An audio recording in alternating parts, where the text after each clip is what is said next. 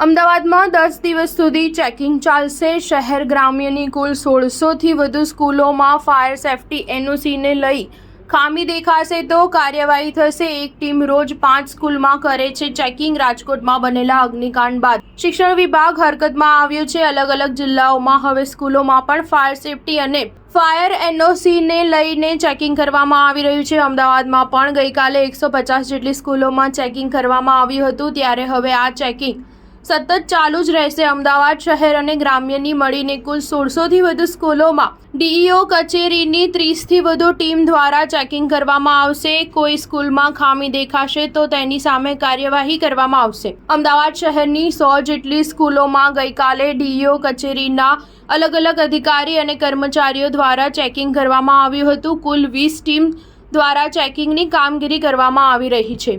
એક ટીમ રોજ 5 સ્કૂલમાં ચેકિંગ કરી રહી છે। જે સ્કૂલોની ફાયર એનઓસીની મુદત આગામી 1 મહિનામાં પૂર્ણ થવાની હોય તેમને ફાયર એનઓસી રિન્યૂ કરાવવા પણ આદેશ કરવામાં આવ્યો છે। જો કે હજુ 10 દિવસ સુધી આ પ્રકારે ચેકિંગ કરવામાં આવશે। શહેર ડીઈઓ કચેરી હેઠળ આવતી 1000 સ્કૂલોમાં ચેકિંગ કરાશે। અમદાવાદ ગ્રામ્ય ડીઈઓ કૃપા ઝાએ જણાવ્યું હતું કે ગ્રામ્યની હદમાં 600 જેટલી સ્કૂલો આવેલી છે। રોજ 12 ટીમ દ્વારા 50 સ્કૂલમાં ચેકિંગ કરવામાં આવી રહ્યું છે। અત્યાર સુધીના ચેકિંગમાં તમામ સ્કૂલમાં ફાયર એનઓસી અને ફાયર સેફટીના સાધનો મળી આવ્યા છે, પરંતુ આગામી ચેકિંગમાં કોઈ સ્કૂલમાં ખામી દેખાશે તો સ્કૂલ સામે કાર્યવાહી કરવામાં આવશે। સ્ટાર ન્યૂઝ 7 હંમેશા સચ્ચાઈની સાથે।